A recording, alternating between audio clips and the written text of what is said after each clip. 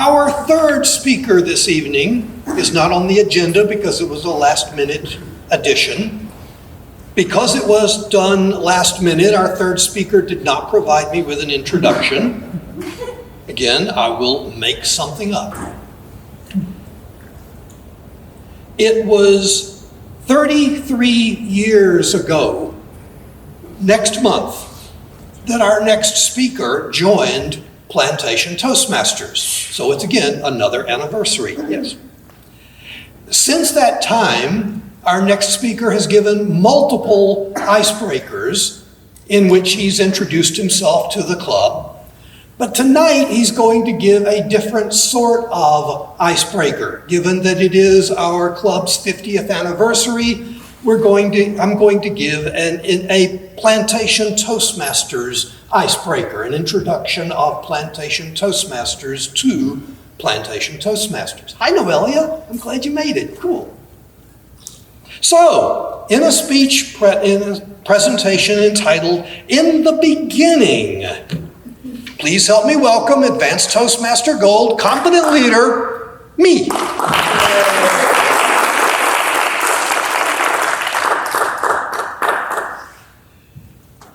Thank you, Mr. Me.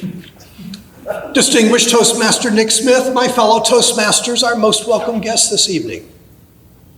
The year was 1972. The nation was in turmoil. Richard Nixon was pursuing a second term in office. We were winning the war in Vietnam. Inflation was on the horizon. Riots were in several cities. But here in South Florida, things were a little quieter. It was very different from how it is now. The main east-west road for getting from east to west was Broward Boulevard, a 2-lane road.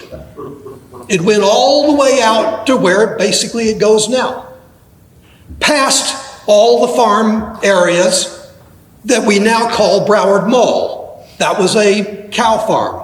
That was a dairy farm. Central Park was farmland. Plantation, I think, had about 5,000 people at that time. It was quiet, but Toastmasters had been around. At that time, Toastmasters International was getting close to celebrating its 50th anniversary. And the district governor, as the district directors were called then, the district governor of Toastmasters for District 47, which at that time comprised the entire state of Florida and the Bahamas, the district governor decided that we needed a Toastmasters club in western Broward County. Because you see, there were no Toastmasters clubs west of I-95 in Broward County. I think there was one in Dade County. That was it. And he said, we need one. And because he lived in Plantation, he said, I'm going to start the club in my hometown. And I'm going to call it Plantation Toastmasters. And so District Governor Michael Shane, not the Michael Shane that some of you knew a few years ago, this was an earlier one, District Governor Michael Shane chartered Plantation Toastmasters. And the club met. We had about 20 to 25 members at the time to get us started. All men. Now, this was not Plantation's choice. Toastmasters International did not admit women at that time. This wasn't discrimination. Really, it wasn't in that direction. It was a practicality thing. Most women in the workplace at that time were secretaries, telephone operators, or flight attendants. They felt they didn't need public speaking skills. So they didn't have women in Toastmasters. That changed 2 years later. And of course, the moment that the Toastmasters International admitted women, Plantation Toastmasters admitted women also. And we've been happy to have the other gender represented here so nicely ever since.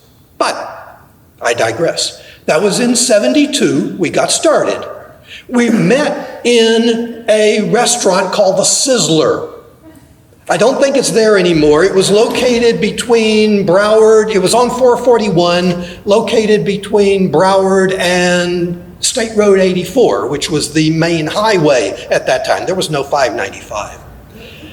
You can imagine the distractions that occurred when you're having to meal. You had to buy a meal. They wouldn't let us stay there otherwise. You had to go and you had to buy a meal, and everybody was eating their meals while we were conducting a Toastmasters meeting. It was not the best way to do it, but it was the way that we had to do it. And many other clubs did the same thing or doing the same thing today.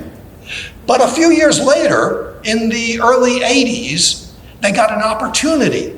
Doctors Hospital, which is no longer there, it's now what became the Jewish Community Center. I'm not quite sure what's over there now towards the bend in Sunrise Boulevard. But at that time it was a hospital, Doctors Hospital, and they allowed us to use the physician's dining room, which was about the size of one of the restrooms. But they allowed us to use that for free, and there wasn't going to be no food around, so this was great. So we moved to Doctors Hospital and met on the 4th floor up there in the little physician's dining room. It worked out okay because there were only about 12 members of Plantation Toastmasters at that time, and we did pretty good. But we grew, and we needed someplace bigger. Fortunately, Central Park was being built about that time, and they had a great new community center at Central Park.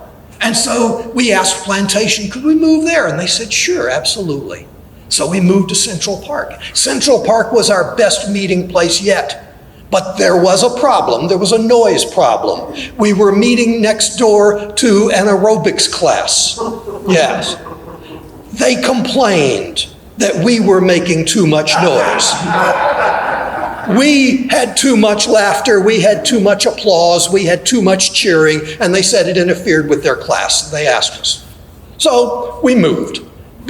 Jim Ward opened up on the east side.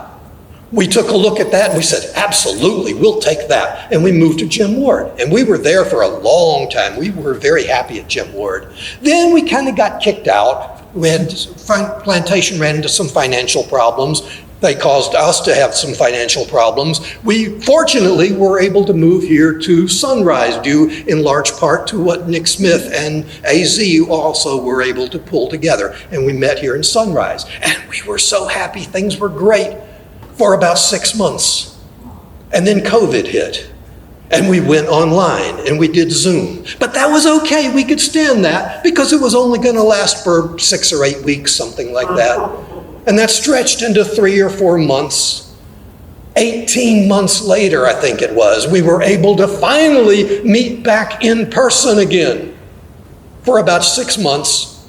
And then the variant arrived and we had to go back online. That was early part of this year. And after about 6 or 8 weeks, finally we were able to meet back in person again. So we've had a number of changes through the years, and I think we're going to have more changes to come. But that's all right, because as Eric said in his table topics, the best is yet to come. Mr. Toastmaster.